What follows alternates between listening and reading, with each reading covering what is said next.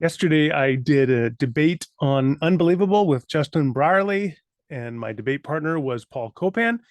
And we were talking about our respective views of biblical violence and specifically the concept of genocide or whether the destruction of the Canaanites, harem, the concept of giving over to destruction and how to understand that.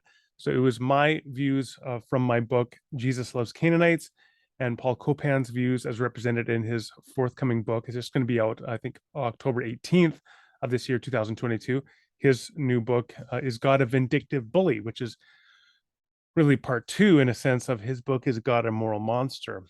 Uh, Now, there are a lot of things we talked about in that debate, which is going to come online this Friday. What is that? October 7th. It will be available to watch. So I'm not going to talk about the debate as such, but what I want to talk about in this video and in at least one or two other subsequent videos I plan to make is that I had several things I wanted to talk about that we just didn't get to for, I think, understandable reasons, because the time just flies by in debates like that. The debate itself is only an hour in length. And honestly, that kind of time just disappears like you wouldn't believe. Always reminds me back when I was in university, the first time I had to do like a 15-minute oral presentation in class. I was like, how am I going to fill 15 minutes? And now it's like, how can I say anything in an hour? Because it's so little time, in which it is. And so that time disappeared. There are a lot of things I still wanted to say, which I didn't get to say. And so I'm going to say them in these next few videos. This first video, I want to just focus on one topic that we didn't talk about, which I've talked about in other videos, but I wanted to specifically address something with respect to Paul Copan's book, It's God a Vindictive Bully, and that is on the issue of punishments in the Torah, and specifically this one punishment of stoning children from Deuteronomy 21. So let's take a look at the passage. We'll take a look at how Copan frames it, and I'll offer some critical responses. All right, so here's this passage, Deuteronomy chapter 21, verses 18 to 21. If someone has a stubborn and rebellious son who does not obey his father and mother and will not listen to them when they discipline him, his father and mother shall take hold of him and bring him to the elders at the gate of his town. They shall say to the elders, this son of ours is stubborn and rebellious. He will not obey us. He is a glutton and a drunkard. Then all the men of his town are to stone him to death. You must purge the evil from among you. All Israel will hear of it and will be afraid. So that's the text. So what's the issue? What should we think about this text? So the first thing I would want to say is, if we read this is a point I've made many times over. If you've heard me make it a few times before, my apologies, but I think it's important to hammer on this point. If you heard, let's say today, you read in the Associated Press that in the Swat Valley of Afghanistan, two Muslim parents took their 18-year-old son out to the edge of the village with the tribal elders, and because he was stubborn and rebellious, they pelted their son to death with rocks. And you read about that in the Associated Press.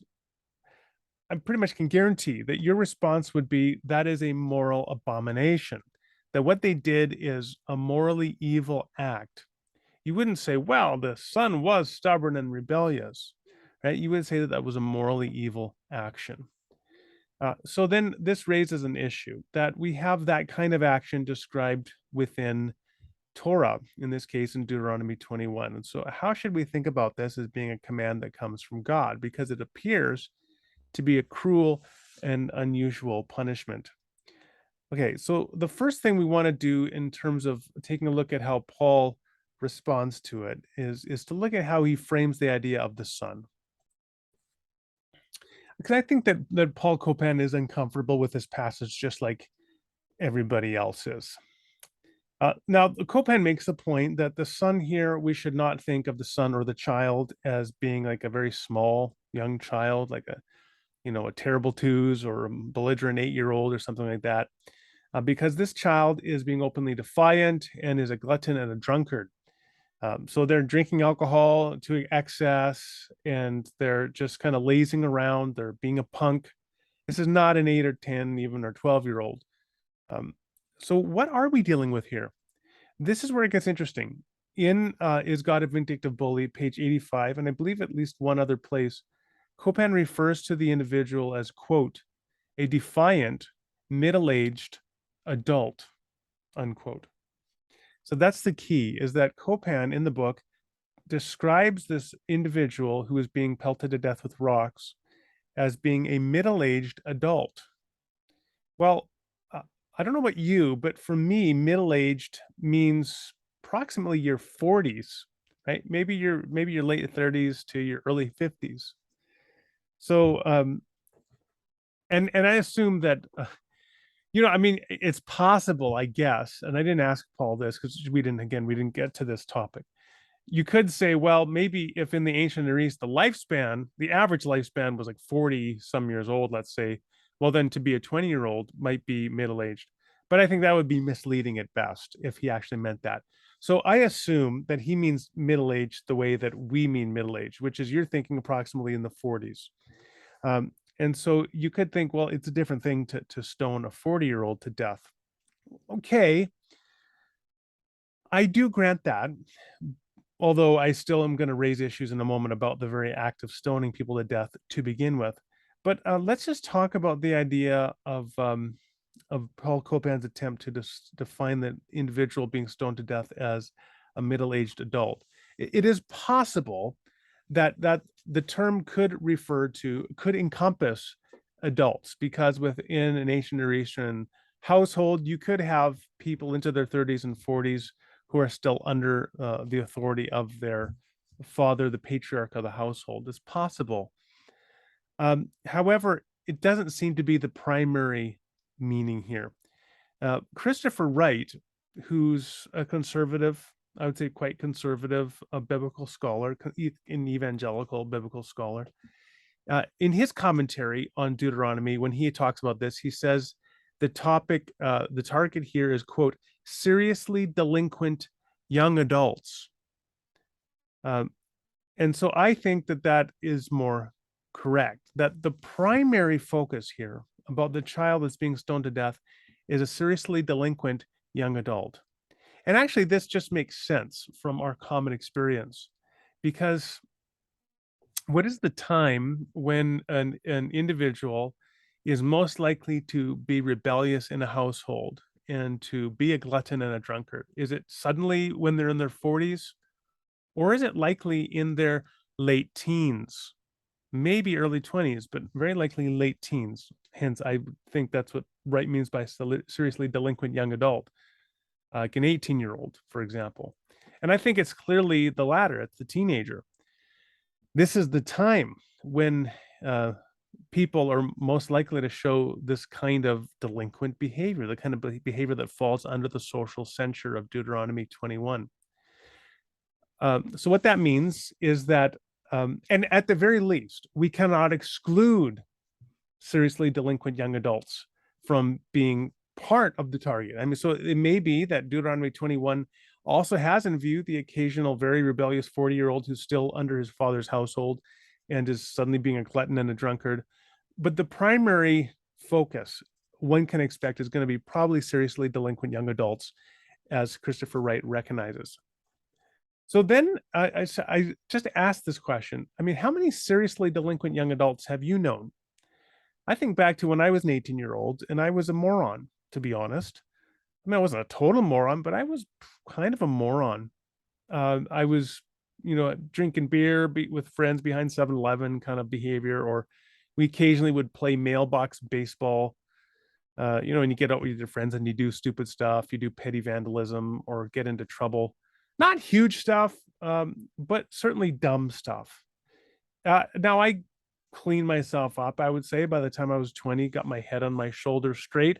But for a little while there, I was a punk.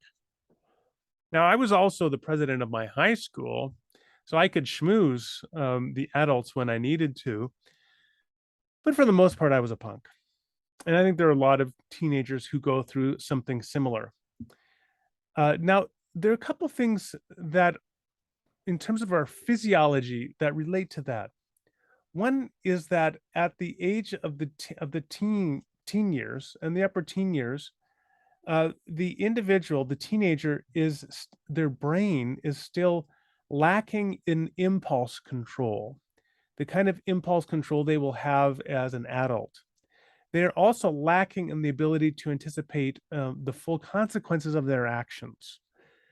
And for these reasons, these are excellent reasons why courts take these as mitigating factors. So when teenagers, 18-year-olds, 17-year-olds, or whatever the age of majority is in a particular country, prior to that age, if it is 18 or 19, prior to that age, then there is a significant qualification on the actions of the individual because there's a recognition that their brain isn't fully developed and won't be until their early 20s.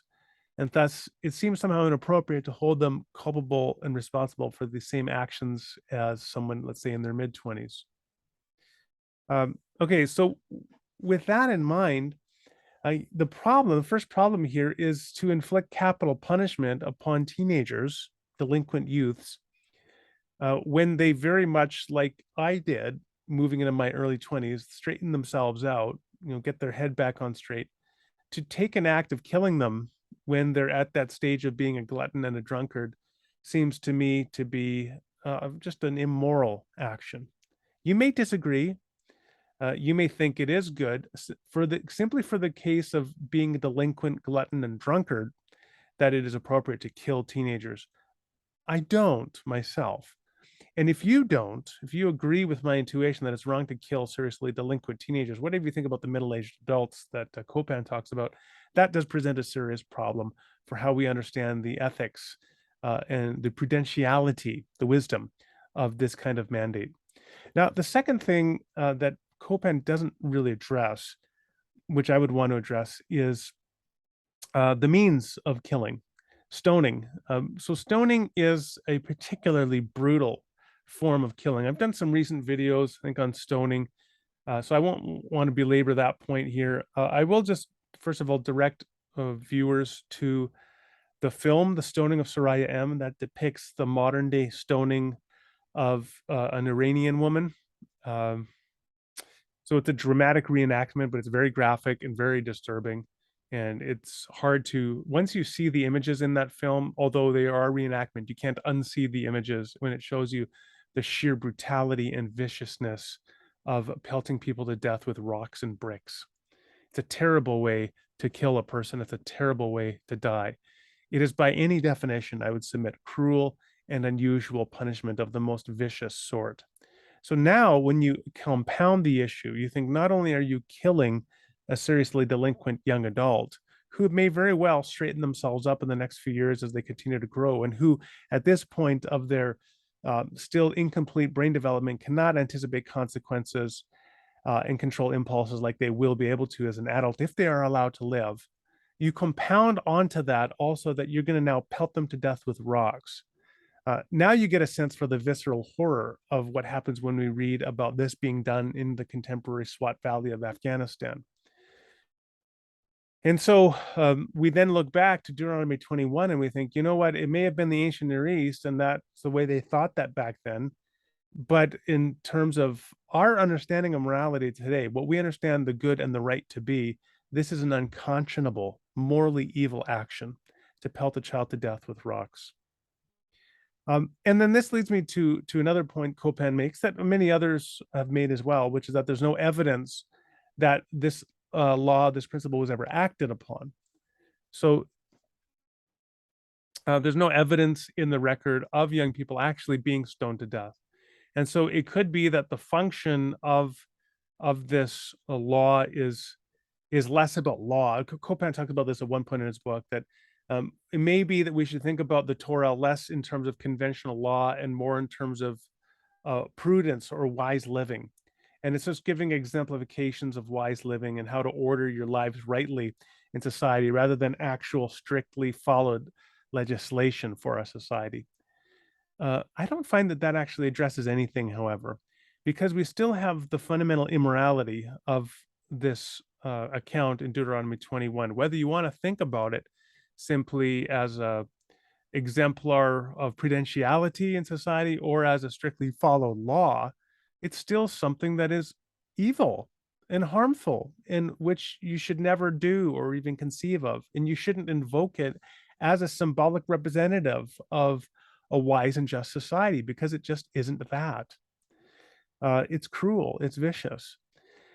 So, suffice it to say, I don't find Copan to provide much help here in ameliorating the moral difficulties that are presented by Deuteronomy 21 and this idea of stoning children. And I definitely find it, I think, tendentious to try to argue that the children in view here are middle-aged, somehow in their 40s, when I think that's clearly not the case.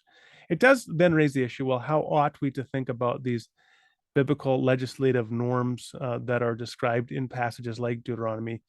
And that's a good question to have, and a further one. What you can say is this, that even if you don't know exactly how to understand the law, its function in ancient Israel, and how it is part of God's revelation, that doesn't require you to adopt a wholly inadequate, morally and I think theologically inadequate account.